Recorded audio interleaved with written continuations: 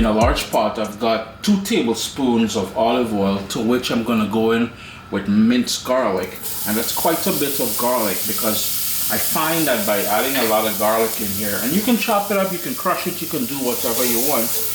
I just love the garlic flavor. Now it's been on a medium heat, but what I want to do is turn that heat down, because I don't want to burn the garlic, but I want to pull out all that nice flavor from it. So we're going to turn that heat down to low and let that go for about a minute to a minute and a half. It's been about 30 seconds. What I like doing a little bit different than what mommy and my aunts and everybody else would do is I like adding a tiny bit, maybe about a teaspoon of Caribbean green seasoning in there, just to help flavor it with a bit of that sort of herbal note we love so much in the Caribbean. Of course, that is totally optional, but like I said, it gives it a wonderful sort of finish to things. And in that Caribbean green seasoning, the recipe is available at caribbeanpot.com. I've got a few versions on there, but I've also got a small batch version, so if you don't use it too often, you want to make a small batch, I have a recipe for making a small batch. And what it is, essentially, is a blend or a puree of all the herbs we like using. So shadow benny, which is culantro, parsley, scallion, thyme, Spanish thyme, French thyme, all those different things in there, plus garlic and seasoning peppers. So I'm just going to give that another 30 seconds or so. Fresh ground black pepper, I like adding it at this point, or you can add it later, it's totally optional. I just like the sort of, again, flavor. I keep using the word flavor.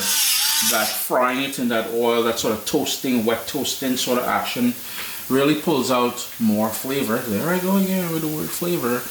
Anyhow, you know what I'm talking about. Next up, we're going to turn the heat up to medium. Give that one more quick stir. And then you're going to add the prepared pumpkin. If you don't have pumpkin, you can use butternut squash or any of your favorite squash to the pot, which has been peeled and cut up into small pieces and washed and everything else. Yeah, so it's time for that to make that entry in there. And right away, we're going to follow that up with some sliced onion. Of course, we'll need salt. Later on, you can adjust the salt. I like it a bit spicy, so I've got half of a Scotch bonnet pepper here. I'm not going to cut it up any further, because I want to be able to identify it later that there is a piece of Scotch bonnet pepper in there.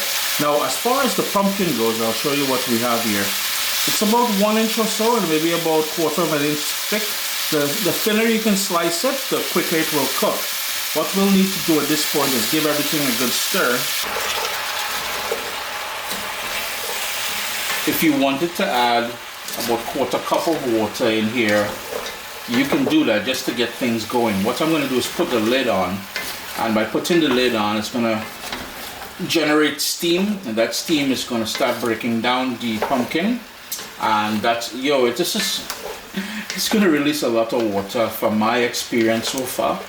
A lot of water. Now, mommy warned me when I told her I was going to cook this to share the recipe that you don't need to add brown sugar, but mommy, I ain't listening to you. I'm going to add a tablespoon of golden brown sugar to this, just to, enhance that natural sweetness of the pumpkin. If you're diabetic and you don't want to add that brown sugar, because this is going to be sweet already as it is.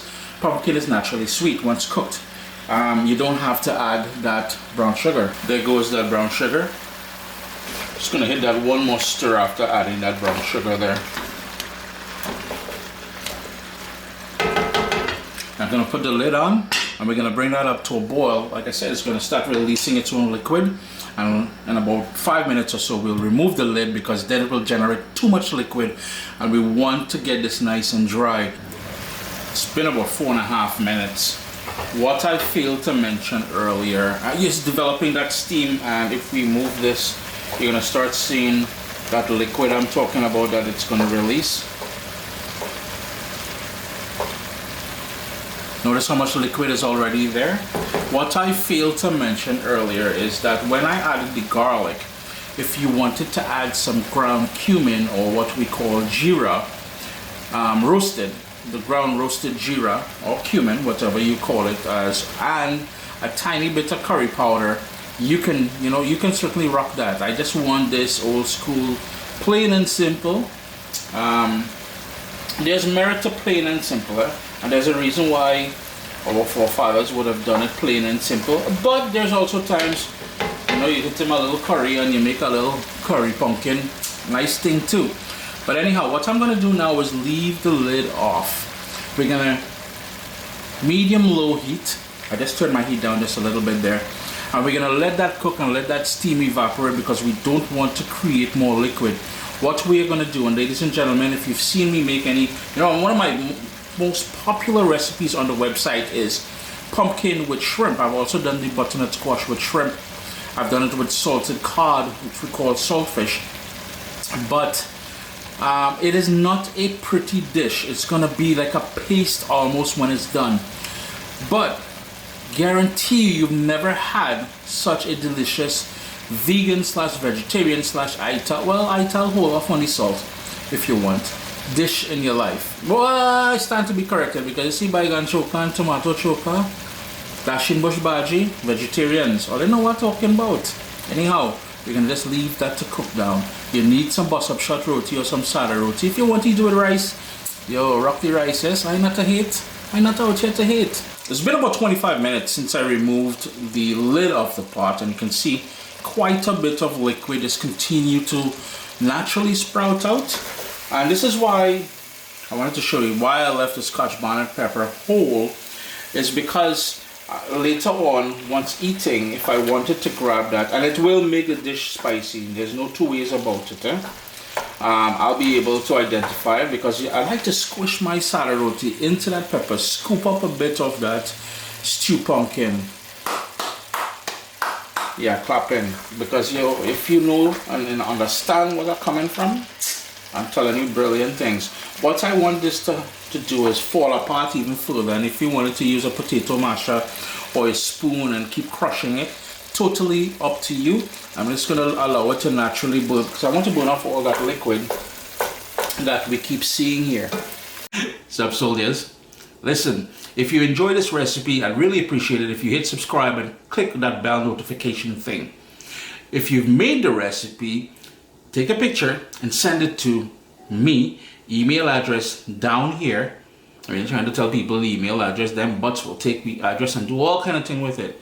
And tag me on Instagram at Caribbean Pot. I really appreciate you guys, and thanks for being in my kitchen with me today. Irie?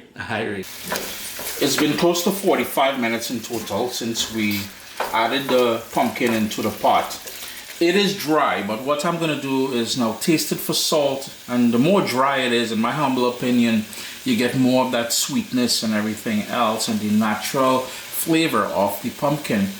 What I'm going to do is shut off the stove, and I won't put the lid on because with the lid again it's going to create steam. Steam is moisture. I don't want to add back any more moisture in here.